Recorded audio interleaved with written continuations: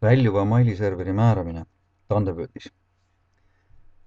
Kui igal internetiteenuse pakkujal, on see Elisa, EMT, Tele2, Elion, on oma mailiserver, mille kaudu saab kirju välja saata, siis on see väga mugav sellisel juhul, kui teil on üks töökoha arvuti, mis sellest võrgust ei lahku. Kui aga teil peaks olema näiteks tahvelarvuti või mobiiltelefon või sülearvuti, millega te liigute aeg-ajalt ühest võrgust teise, siis on vaja iga kord väljuva mailiserveri aadress ja seaded ära muuta. Ja selle jaoks on nüüd loodud märksa mugavam lahendus.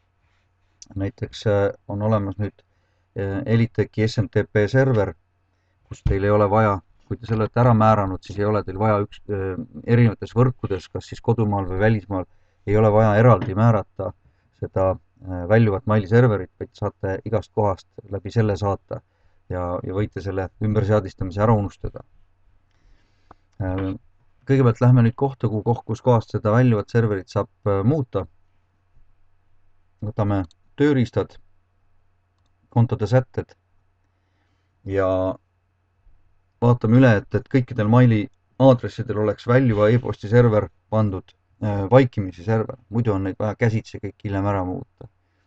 Näiteks info@elitek puhul on siin all näha, on väljuva e-posti server, SMTP, kasutatakse vaikimisi serverit, või näiteks võtame siin teise maili aadressi, siin all on samamoodi kasutatakse vaikimisi serverit.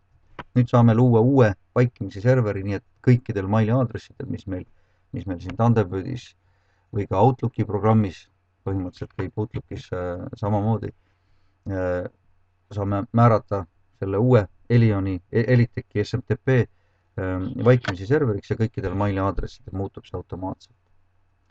Thunderbirdis on väljuva e-posti server siin all, klikime siin peal. Ja nüüd siit paremalt poolt võtame lisa. Lisa paneme kirjelduseks näiteks Elitek SMTP. Serveriks on vaja määrata smtp.elitek.ee. Port peab olema 465. Ühenduse turvalisus peab olema Start-TLS ja autentimise viis peab olema tavaline parool. Kasutaja nimi on Eliteki puhul, meie puhul konkreetselt näiteks info@elitek.ee, aga igal kliendil on see kasutaja nimi erinev vastavalt sellele, mis on tema kodulehe aadress. Kui ta on näiteks www.eturg.ee, siis saab siin kasutaja nimeks olema näiteks info@eturg.ee. Igal ühel on oma domeeniga see seotud. Selle kasutaja nime ja parooli te peate küsima järgi eraldi Eliteki kasutaja toelt.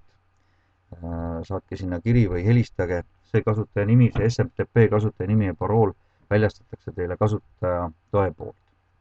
Nii, paneme sobib. Nüüd võtame veel praegu hetkel määratud vaikimisi väljuvaks mailiserveriks, SMTP serveriks Elisa, kuid valime siit kõige lõpust Elitek SMTP ja määra vaikeväärtuseks. Ning sobib.